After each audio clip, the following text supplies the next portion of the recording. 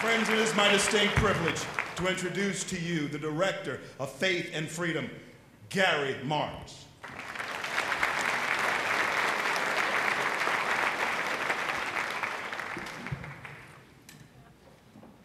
Wow, what a privilege I have to follow Pastor C.L. Bryant. Thank you, John Riddell, for that privilege. As you may have noticed also from your program, I am not Ralph Reed.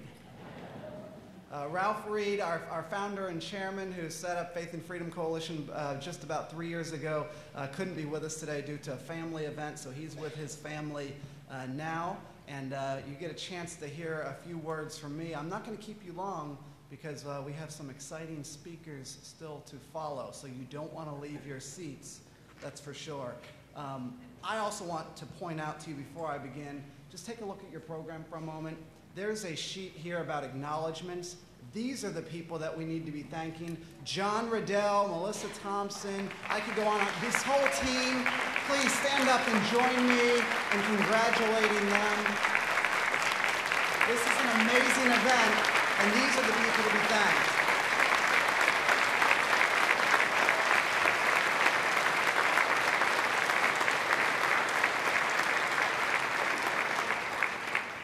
I guess Delaware is the first in the nation, and you have a first-class team here. This is a team that's first in my hearts now. I was able to see them grow from an amazing beginning. Just a few months ago, actually about 9 months ago, I think, John and a number of others were at our national conference in Washington, D.C. And we were doing a seminar, one of the breakout sessions, and John came up to some of our team afterwards, and he said, you know what? I'm going to get this entire state organized. I am so excited. You know, and I kind of looked at our field director and thought, you know, okay, I've heard that before. He's real excited. Look at this room. It's a reality.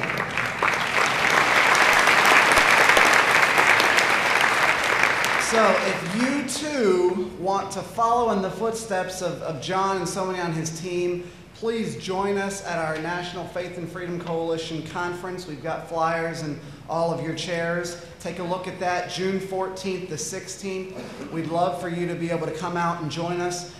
We've had in the past all the presidential candidates, governors, senators, too many to name. It's going to be an all-star lineup, and it's just a short train ride down to Washington, D.C., so very easy to do. June 14 to 16, do a family trip if you want. It's very affordable, and I want to tell you on that flyer, there is an early bird rate. We've extended that early bird rate to April 30th, just because I wanted to make sure that the folks in this room that we talked to could reach out to their friends and family before April 30th for that special rate. All right. Now, as you may have noticed, there's been a presidential race underway in this nation. And there's going to be an important vote, I hear, in Delaware on Tuesday. So you all are going to have a chance to make your voice heard in this process. We've been doing some analysis at the Faith and Freedom Coalition and looking at the states that have gone before you. And we've got exit polling data now for 16 of those states. And we've looked at that data, and we have found that 1 out of every 2 voters that has darkened the door of a polling booth has said, I am an evangelical Christian. 1 out of every 2. If you add to that faithful Catholic brethren and Tea Party supporters, do I have some Tea Party supporters in here, folks, that are in the Tea Party events? You add to that coalition and you have an overwhelming voice in this primary process. And I know I've got some friends with our PowerPoint. If they could go on to the second slide. Not the third slide, second slide. Back up one, there you go. In 2008, we found that there were 51 million unregistered voters. 51 million unregistered voters. If we know based on demographic data, people of faith, social conservatives, are roughly 1/4 of that total. We had about 13 million unregistered social conservative people of faith, conservative voters that could have been registered that weren't. So that's from the Pew Research Survey. Next slide. In 2008, We know that we had 17 million people who were registered to vote on the evangelical side of the coin, but they did not vote. We're going to change that in 2012. We have a goal to register and then turn out half of that group. And we believe that with the group that's here today, we can unite and make that happen. And we can do that because we now have a little bit of experience under our belt since 2008. If you go to the next slide. In 2010, we unleashed our grassroots blitz. It included a targeted group of 12.32 million pre-qualified social conservative voters. We were active in 61 congressional districts, 16 Senate seats, 17 gubernatorial seats, over 1,000 state legislative races. We did voter guides and candidate scorecards at 16 million. We did voter education pieces of mail. We did door knocking in a lot of key states. We did radio ads and get out the vote phone calls. When all was said and done, 58.8 million voter contacts in 2008. And I'd like to think that you, like I, noticed we had a little bit different result. Conservatives turned out, due in large part to a lot of that newfound energy from the Tea Party movement that we saw here in this room. Conservatives and Tea Party activists turned out in record numbers. Are you ready? Next slide. That's what we saw. We saw going from 2000, a low of 16% of the electorate said they were social conservative, to then a high in 2010 of 32%, double that total. Now some people say, well, you said Tea Party voters are a large part of that. Yeah, they are. We did a survey of folks that said we are Tea Party activists, Tea Party supportive. Almost 70% of those folks said, I'm also social conservative. I care deeply about the fiscal issues, but I'm a social conservative as well. So that's what we saw in 2010, a much different story than 2008. Next slide. Just historically, you can get out your pens and papers, a little schoolwork time. This lays out for you, going back from 2000 all the way to 2010, the various percentages of the vote, which candidates they got. In 2010, 77% of those who turned out who said they were social conservatives voted GOP, 19% Democrat. That was a change of 11 points from the previous year. So you saw some of the impact. Next slide. All right, social conservative voters care deeply about social conservative issues. Yes, but it is a myth from our friends in the media that we only care about those issues. We voted in 2010 from the exit poll data that we commissioned. We voted on the same reasons as most of the other folks that voted. We cared about jobs and the economy. We cared about Obamacare. We cared about controlling spending. We cared about all those things.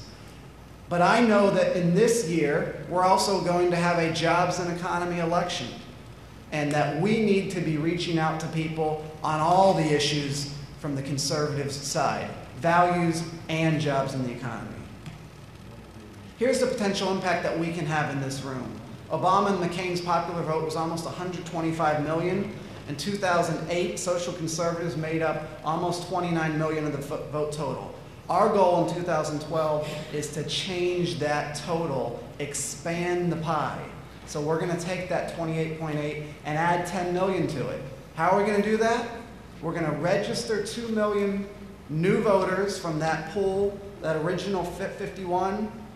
That's a very doable goal. We're going to pull 2 million out of there, and then out of that 17 million we talked about, we're going to turn out half of them. And all of a sudden, when we expand the pie, you see that map that's red and blue? You control what's red, and you control what's blue. Even in a state like Delaware, all the pollsters on election night, they're going to be polling with a model. And a lot of them are going to be looking at a model. They're probably not going to pick 2010. They're going to probably go back and look at that 2008 model. And those people that weren't registered and the people that were registered and didn't turn out, when we change who the voters are, those polls become meaningless.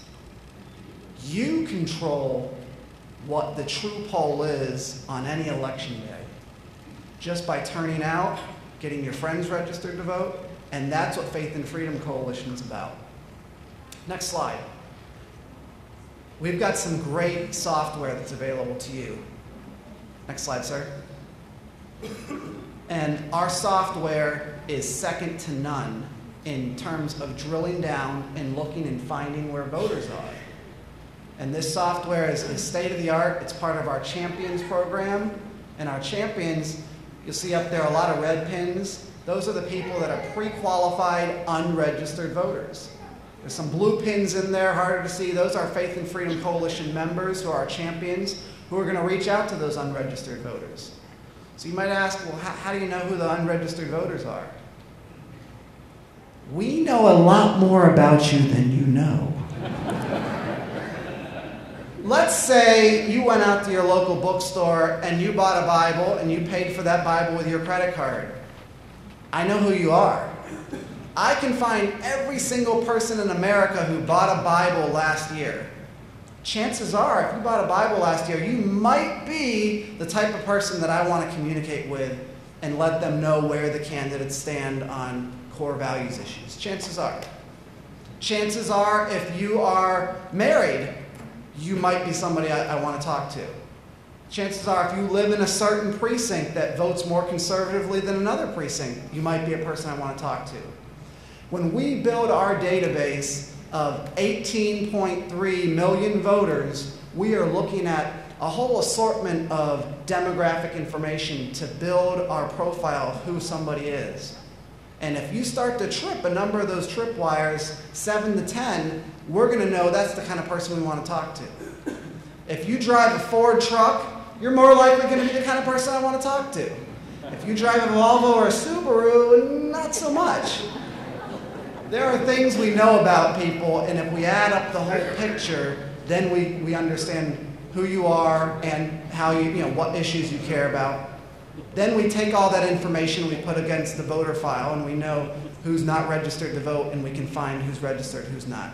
That's how we're going to reach out to all of these unregistered voters. So when all's said and done, that 18.3 million, we multiply that by 1.6, which is the average voters per household. Did you know you had 1.6 voters in your household?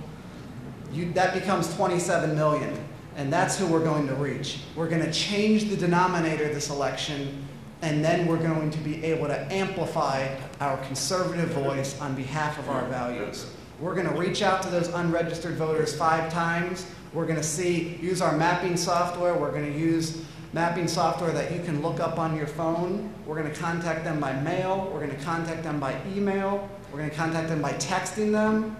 We're going to get phone calls into them from volunteers and live operators. And at the end of the day, we're going to knock on their door and make sure that every one of those people is registered to vote and turns out. Next slide.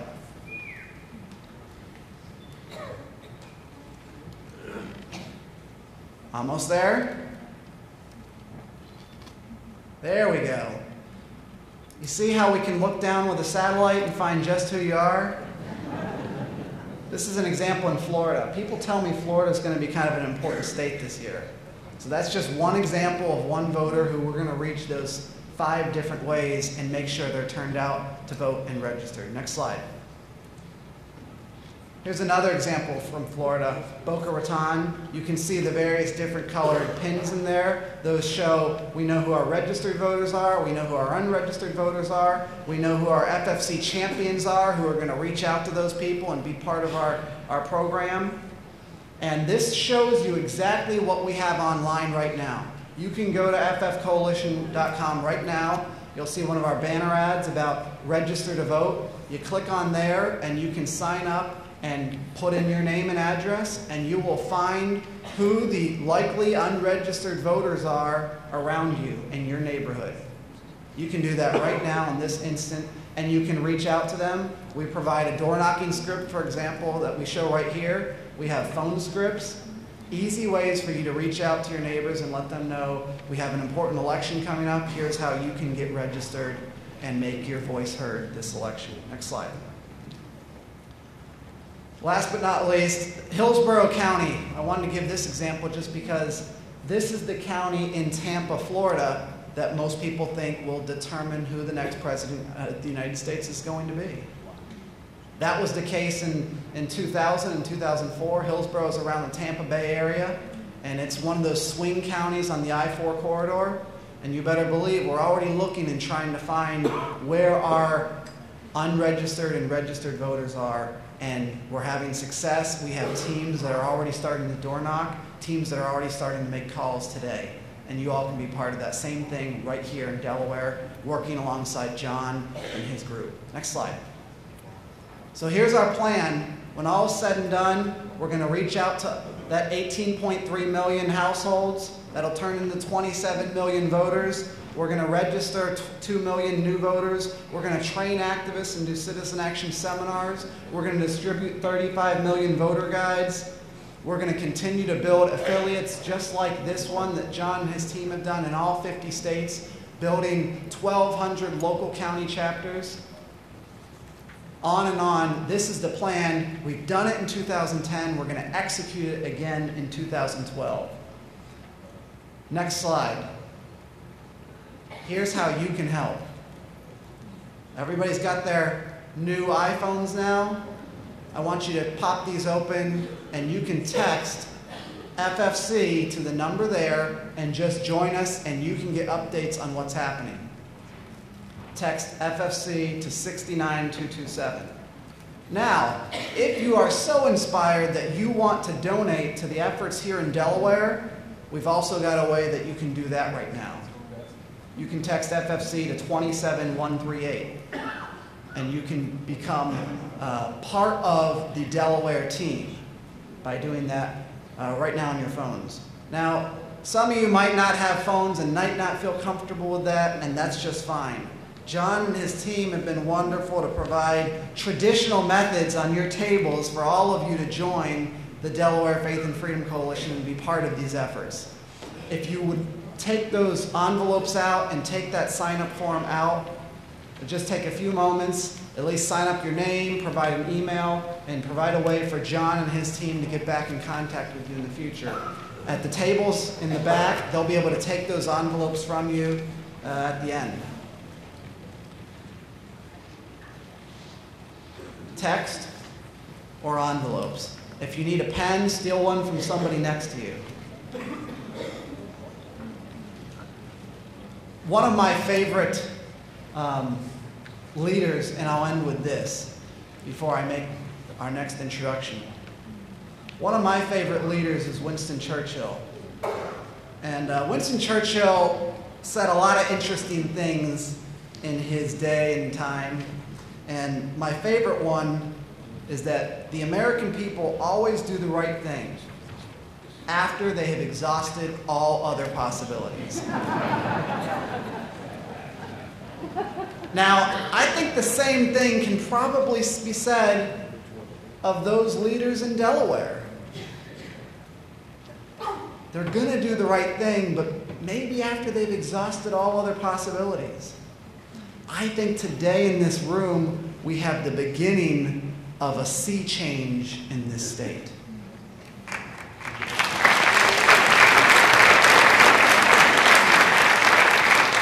What we have in this room is a group of leaders who can begin that sea change. Let me just tell you, you're not normal if you're in this room. It's a Saturday morning, it's a beautiful day. You're not normal, and the reason you're not normal is because you're leaders. And I know we're going to see some amazing change in Delaware in future years due to you in this room making a difference, being part of Delaware Faith and Freedom Coalition.